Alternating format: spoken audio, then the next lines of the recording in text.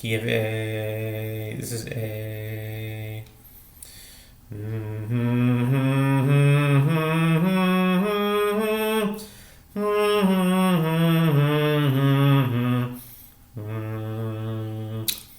A. Kiev A.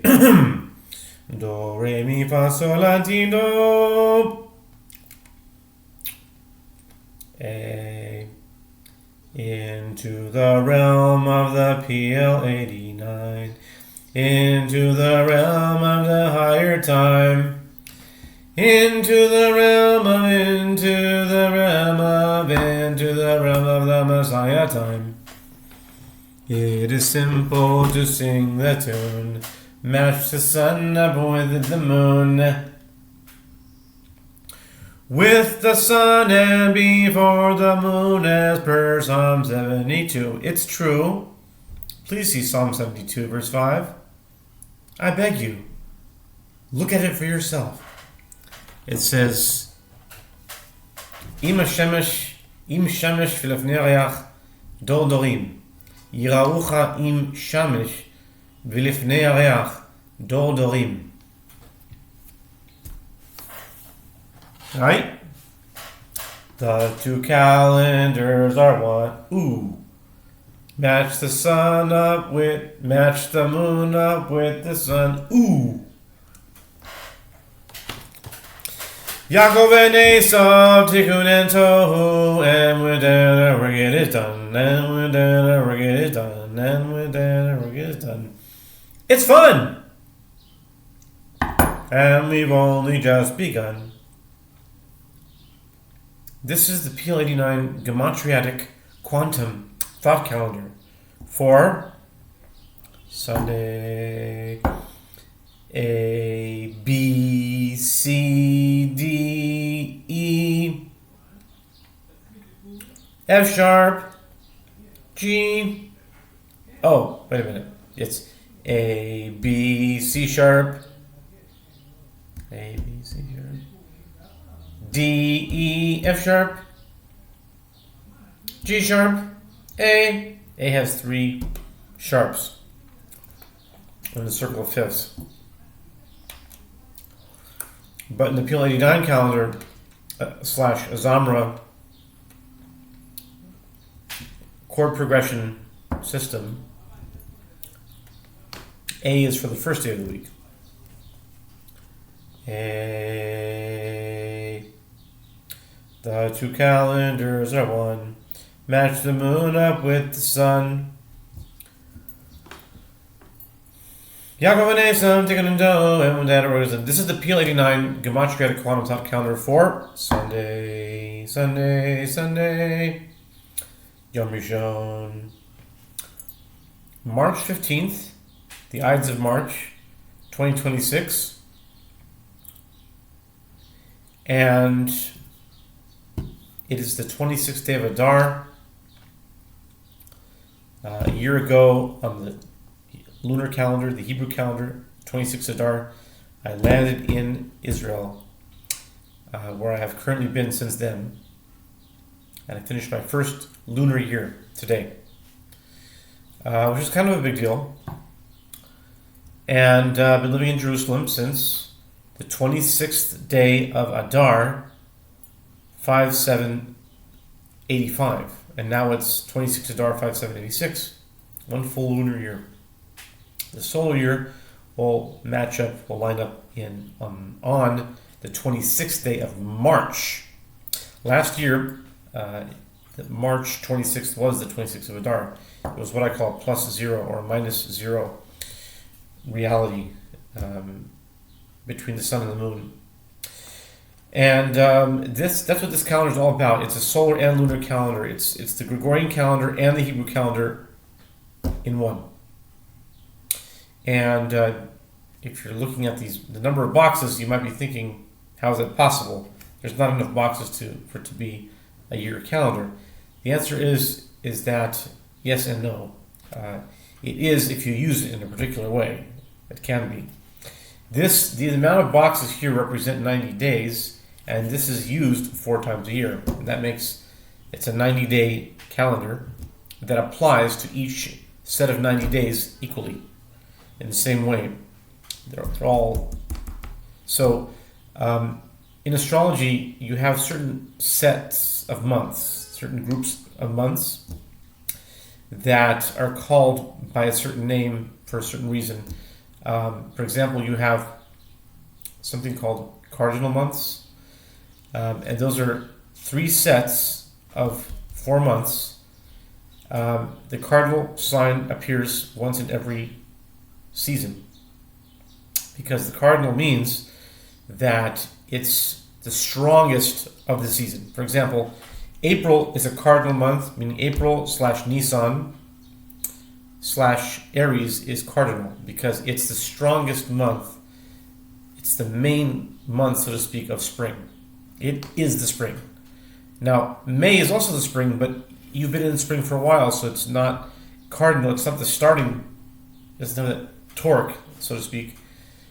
It's fixed, meaning we've already been in spring for a while, namely a month. So then May would be a fixed month. And there's 4 different fixed signs. So it's May, Taurus, ER is fixed. So April, Aries, Nisan is cardinal. And that's true so that's the first cardinal sign. The second one would be July. Tammuz, Cancer, that's the second cardinal. That's the strong month of summer. That's the real summer month. The next would be Tishrei. Tishrei, October, Libra. That's the strong fall month, autumn month, Tishrei. Then comes Tevet. It's the strong winter month, Tevet, January, Capricorn. And then finally, I think we did all 4. Yeah, it was Nisan, Tammuz, Tishrei, and Tevet. Yeah, those are 4 cardinal, and the same with all the other seasons. So this calendar has 3 different dispensations because it's 3 different groups, but those groups are 4 months each. And each one of those months start the thing, but it's 3 types of groups. So, naturally, because 3 times 4 is 12, or 4 times 3 is 12. So, this calendar has 3 different dispensations, and those dispensations tell you when to start the count. So the first dispensation, the count was started on a mutable month. So it went mutable, cardinal, and then it ended on a fixed month. That's dispensation 1. Dispensation 2, it starts on a cardinal, the middle is a fixed, and it ends off on a mutable. That's the most, I think, intuitive. Beginning, middle, end, and it starts that way.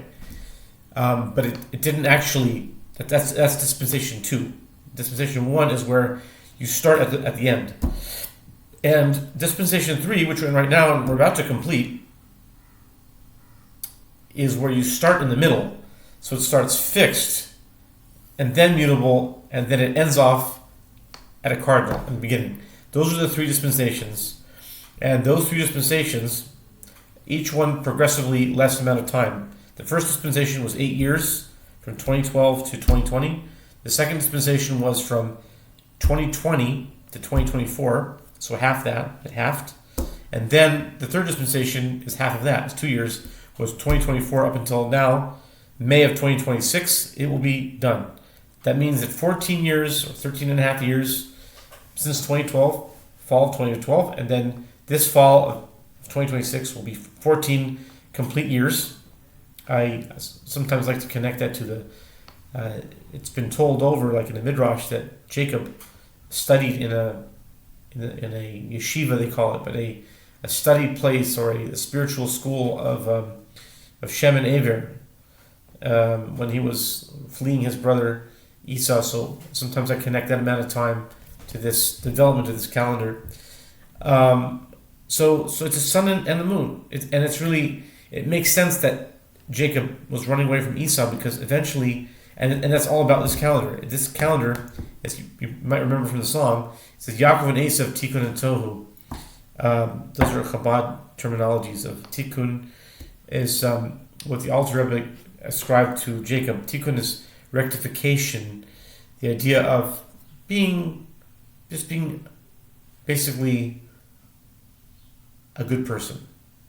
I was going to say goody two shoes, but basically doing what's right and not coloring out all the lines, dotting all your I's, crossing all your T's, and coming on time, wearing a clean shirt, being I'm using metaphors.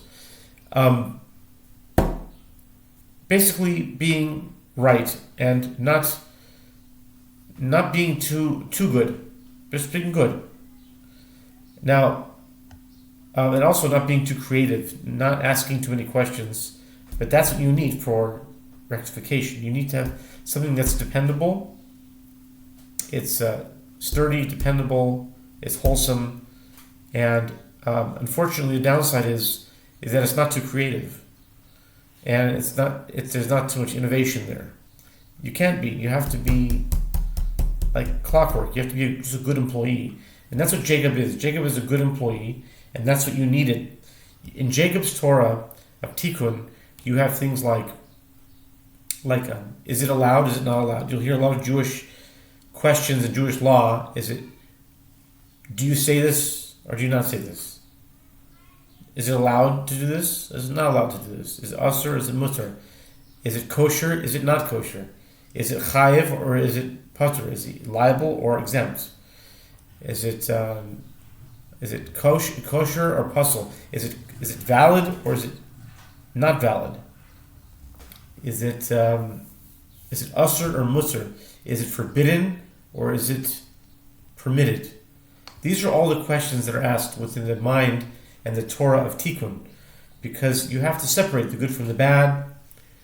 Like we say in Havdalah, you have to separate all these things and make differences, and just more and more separations. But the Torah of Esav is different. The Torah of chaos, the Torah of, you could say the Mashiach, because it says that Yitzchak loved Esav more than Jacob. Do you think it's because he gave him food? No. Yitzchak was not a crass person that he loved his son Esav just because he gave him food. These are metaphors. These are symbols of higher things. Isaac loved Esau, according to this understanding, is that Esav had the forces of chaos. The forces of chaos are concerned with creativity, innovation, individuality, inner power, expression, and that can be very dangerous, and it can be without the forces of Tikkun to balance it out. It could be very sinful. Let's put it that way. That's why Esav, as we know him, we don't know him as such a good guy because he didn't have those raw creative forces tempered with Yaakov's Tikkun, these are forces within all of us. And the goal is to use, from what I heard, someone attributed to the Lubavitch Rebbe saying, many people actually did, so I'm likely inclined to think that he did say this, bring me lights of chaos in vessels of rectification. Oros de tohu b'kelim de tikkun. Bring lights of chaos, which is Esav, in vessels of rectification, and you're going to go much higher than your goody two-shoes who's just doing everything right. You're not doing innovations there. They're not making kedushin. They're just keeping it going. So that's basically what this calendar is. It's a synthesis of Yaakov and Esav, the sun and the moon, represented by the two different forces, Jacob and Esau. And it's in a calendar which is the sun and the moon, and it's gematria. It's a study of gematria. And that's basically what this is. Today is March the 15th, the 15th day of every month of this calendar. The 15th day is always going to be in a box that's printed 22 on it. 22. And That would be the solar number. That's March. It's the solar calendar. Now, as far as the lunar calendar, it's Adar 26th, and the 26th day of the month. And this dispensation will always be in a box that's printed 36. So the process is to match the sun up with the moon. You add them together. That's how you match them up. You add them together. So 22 and 36 is 58. 58 has a numerical value of 115. And I think we'll leave it at that.